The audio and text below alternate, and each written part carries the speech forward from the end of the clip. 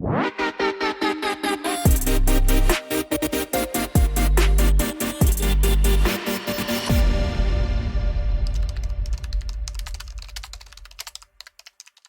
everyone and welcome back to Macro Day here at Scriptcase by Jamie. And today we are tackling the SC Change CSS macro.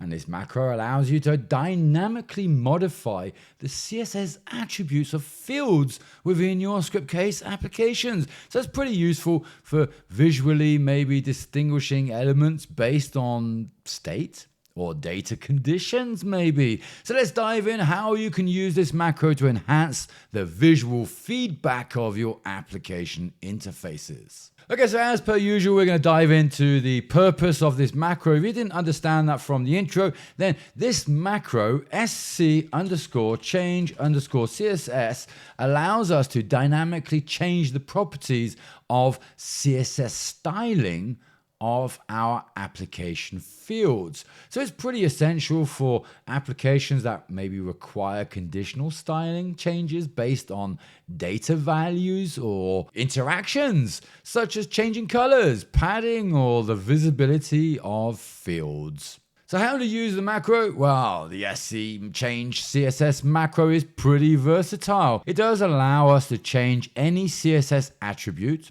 of a specified field in an application. So I am definitely in a wrong application here. And once again, I have fat fingers and CSSSS is not what it is. It is CSS. And with that, we have made a little correction there, and we can start looking at how we can actually apply this. So this macro does allow us to change any CSS attribute of specific fields in an application. As I pretty much said a few moments ago, it also includes the ability to apply predefined badges maybe for quick visual cues if that is helpful to you. And well, we have our SC Change macro, and then within our macro here, we can add, first of all, some attributes. So let me correct that, and here we would then add our attributes into this, and with that, we can then go ahead and start to, well, customize our CSS maybe. So here I would then add a comma, and then I would then have a value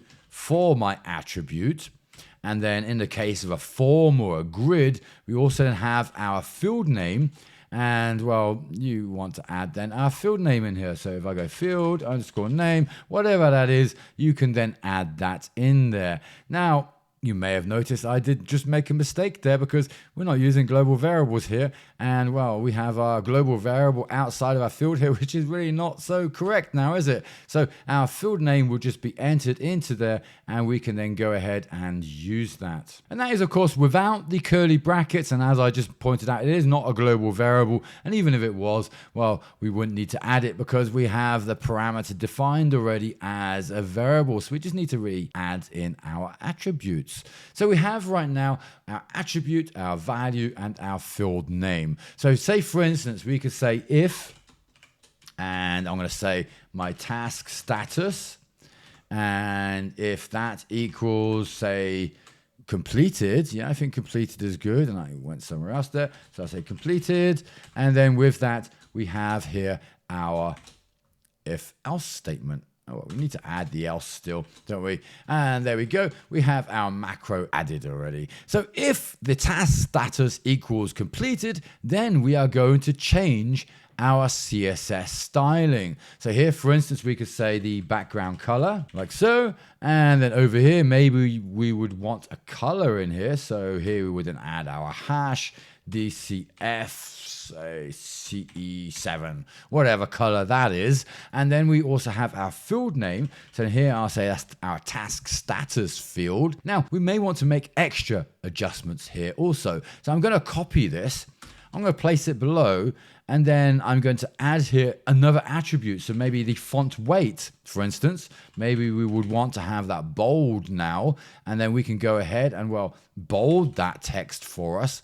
And again, for the field task status. And that will then just adjust those options for us, or should I say, the styling of the field, which is pretty awesome. And of course, you can use this in multiple ways with a switch, if and if else, or any other option that you really like to apply. So any other dynamic styling changes based on application data, maybe task status, as we have. And these changes will, of course, help in making your applications more intuitive, as well as visually appealing, responsive to user actions, or maybe the data states as we have here. So the SC macro is, of course, invaluable for us developers aiming to create highly interactive as well as responsive applications. It does enable fine control over the appearance of application fields, making your interfaces maybe more engaging and easier to understand, especially in those rich data environments like dashboards or data management systems. And that is how you can leverage the